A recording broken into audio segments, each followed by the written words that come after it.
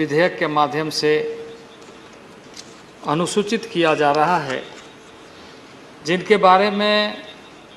इस सदन में लगभग कई माननीय सदस्यों ने, कुछ तो उस हिमाचल प्रदेश के सदस्य भी हैं, हमारे सिकंदर कुमार जैसे,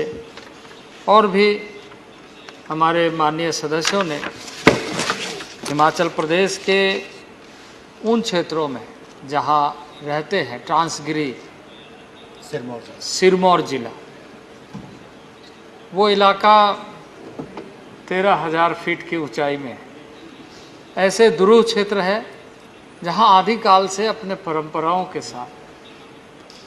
अपने जीवन शैली के साथ, अपने ट्रेडिशन और कल्चर के साथ आप समझ सकते हैं कि 13,000 12,000 की ऊंचाई में रहने वाले लोगों की पर्यावरण के दृष्टि से बहुत नज़दीक होते हैं, लेकिन ऐसे मौसम में क्या उनके साथ समस्या होती होगी और उससे वो जूझते हुए भी प्रकृति प्रेम का और प्रकृति के साथ अनुनाश्रय संबंधों को वह रहकर प्रतिबिंब करता है, दिखाता है कि हमारी जीवन पद्धति की गूढ़ कितनी मजबूत है, कितना रहस्य है और किस तरीके से आदिकाल से हमने उसको जिया है और उसको बरकरार रखा है, जो कालांतर में संस्कृति के रूप में, जीवन पद्धति के रूप में, अपनी कलाकृति के रूप में और जिस मापदंडों को लेकर इस देश में शेड्यूलिंग की जाती है। आज़ादी के दशक में जब इस देश में कॉन्स्टिट्यूएंट असेंबली में चर्चा हुई और इस बात पर जोर दिया गया कि उन सुदूरवर्ती क्षेत्र में रहने वाले के जो विशिष्ट गुण है, कैरेक्टर है, उसको कैसे प्रोटेक्ट किया जाए, कैसे उसको हम एक्नॉलेज करते हुए अपॉर्चुनिटी इस देश के सामान्य नागरिकों के रूप में दे सके। और इसलिए शेड्यूलिंग करते हुए अनुसूचित जनजाति की सूची उनके संस्कारों, उसके समृद्ध संस्कृति, उनके परंपराओं के आधार पर सुनिश्चित की गई। लेकिन ये इलाका उससे वंचित रहा और ये लगातार मांग करते रहे कि हमारी समस्याओं को सुनी जाए। बरसों तक ये बातें लगातार अपने स्तर पर सुदूरवर्ती क्षेत्र में रहने वाले बार बार न राजधानी में आ पाते हैं, न राजधानी तक उनकी आवाज़ पहुंचती है। कई बार जनप्रतिनिधियों के माध्यम से या सरकारों तक पहुंचती है, लेकिन लंबे कालखंड बीतने के बाद ये देखा गया कि उन्हें लंबे कालखंड तक न्याय नहीं मिल पाया। लेकिन आज सदन चर्चा करते हुए उन लोगों के लिए जो 12,000 13,000 फीट की ऊंचाई में रहते हुए अपने जीवन को जिया है, उसके बारे में सदन चर्चा कर रहा है। और ये चर्चा निश्चित रूप से न केवल उन लोगों के लिए बल्कि सदन की गरिमा को बढ़ाते हुए लोकतंत्र को मजबूत करेगा कि देश की उन आवाज़ को सदन सुनता है, समझता है और उसके आधार पर निर्णय लेकर देश में वैसे लोगों को कैसे न्याय मिले, ये सुनिश्चित करता है। और ये इस समय आदरणीय नरेंद्र भाई मोदी के नेतृत्व में दिखाई दे रहा है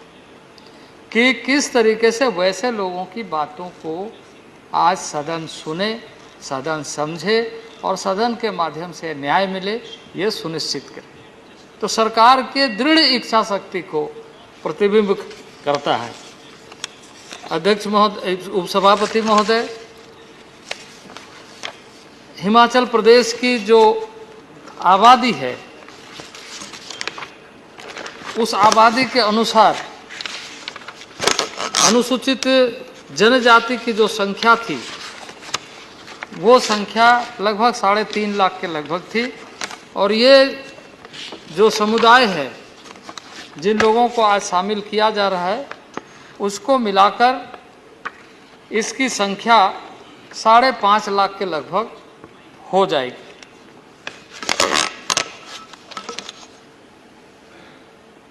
कुल मिलाकर जो अनुसूचित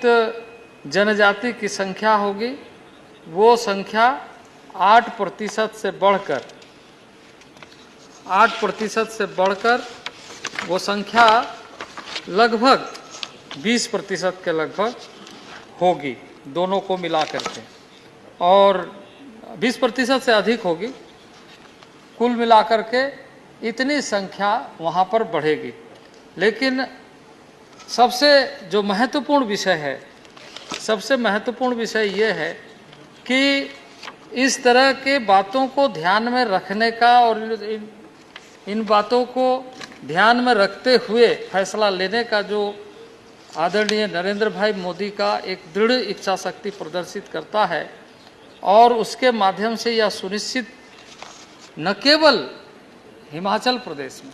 कल ही सदन में हम लोगों ने छत्तीसगढ़ के संदर्भ में फैसला किया,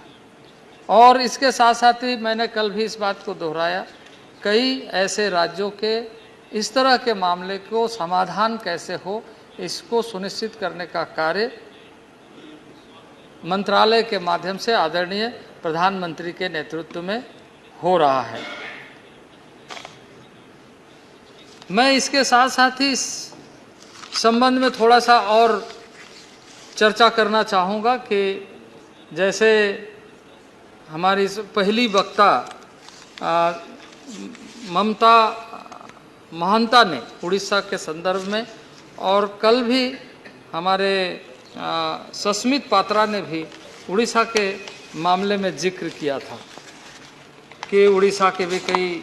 कम्युनिटी से संबंधित विषय के बारे में भारत सरकार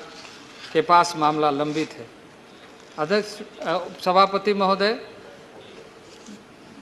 हमने इसके पहले भी सदन में कहा है,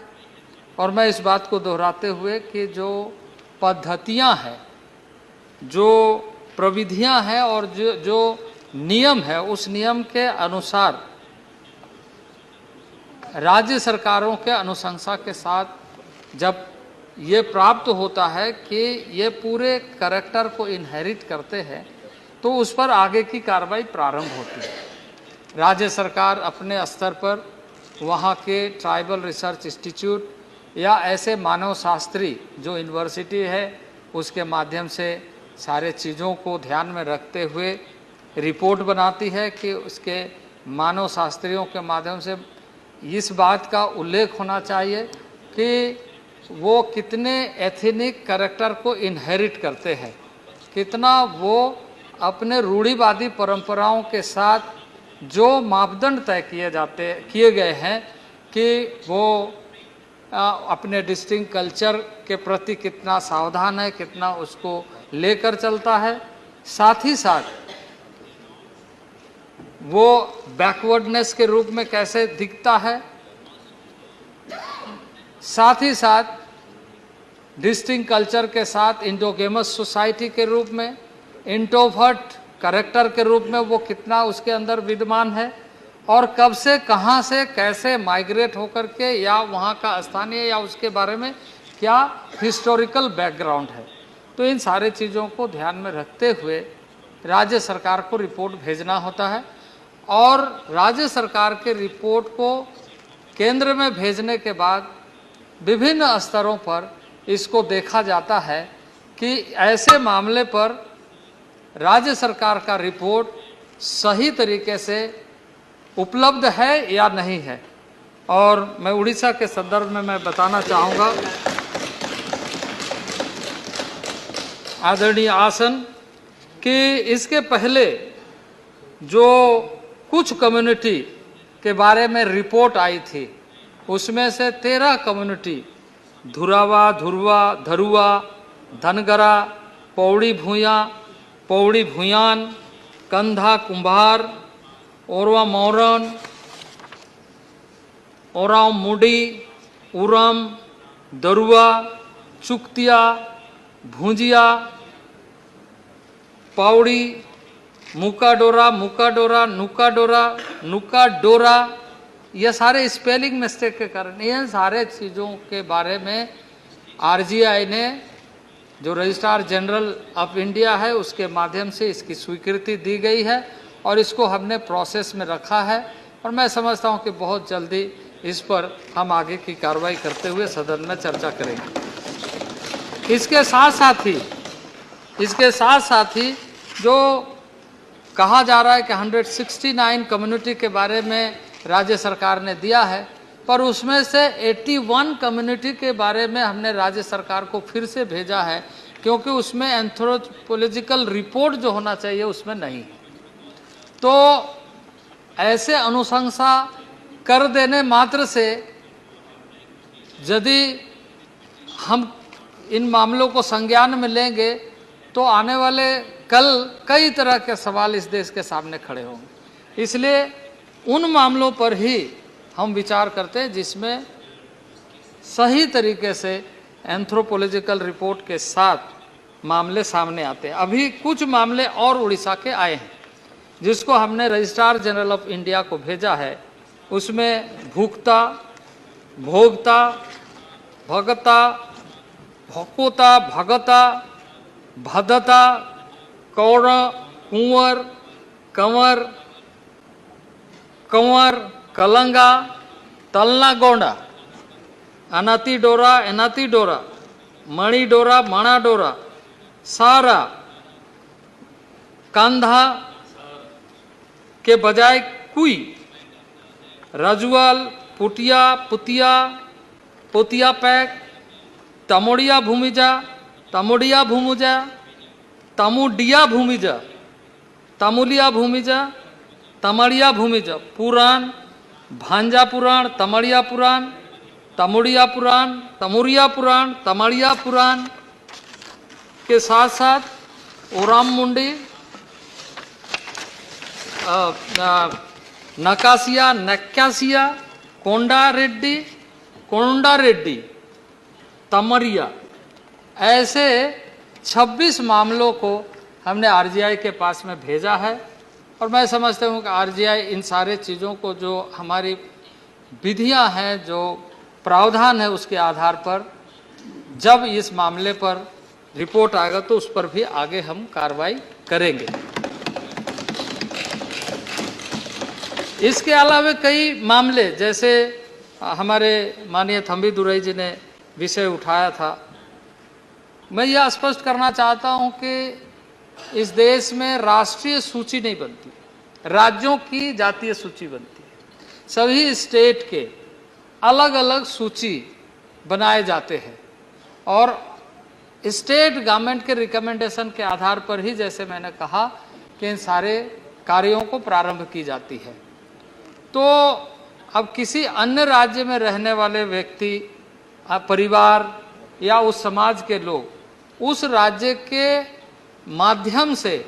जब इन सारे प्रावधानों के आधार पर रिपोर्ट बनाई जाती है तो उस राज्य में उसकी सूची सम्मिलित हो, यह सुनिश्चित करने के लिए कार्रवाई तदनुसार की जाती है यदि उसमें यह जो 5 क्राइटेरिया है वो विद्यमान है, वो यदि पाई जाती है। तो केंद्र की मंशा बिल्कुल स्पष्ट है, सबको न्याय मिलना चाहिए, सबके साथ सबका विकास होना चाहिए, क्योंकि माननीय नरेंद्र भाई मोदी जी ने, आदरणीय प्रधानमंत्री जी ने यही कहा है, इस देश को आगे लेकर यदि हमें जाना है तो संकल्प सबका एक साथ होना चाहिए, सबका साथ, सबका विकास, सबका विश्वास और सबका प्रयास। तो इसी मूल मंत्र को लेकर हम सब आगे काम कर रहे हैं और इसलिए बहुत ज़्यादा नहीं कहते हुए कि सरकार निष्पक्षता के साथ सभी ऐसे मामलों पर जिसमें मेरिट्स है, मेरिट के आधार पर ये राजनीति करने के लिए या कोई भी इस तरीके से पॉलिटिकल स्टेटमेंट देने के लिए बहुत सारे स्थान हो सकते हैं, लेकिन सदन गंभीरता से, सरकार गंभीरता से चर्चा करते हुए सबको न्याय मिले, यह सुनिश्चित करने के लिए निष्पक्ष ढंग से काम करती है। और आने वाले दिनों में ऐसे जो भी मामले हमारे सामने आएंगे उस पर हम निष्पक्षता से काम करते हुए सदन के माध्यम से इस देश के तमाम सुदूरवर्ती क्षेत्र में रहने वाले लोगों को न्याय मिले, ये हम सुनिश्चित करने का काम करेंगे। और इसी कड़ी में आज मैं यह प्रस्ताव रखते हुए कि हिमाचल प्रदेश के जो विधेयक सदन में प्रस्तुत किया गया है उसे सर्वसम्मति से विधेयक को पास किया जाए।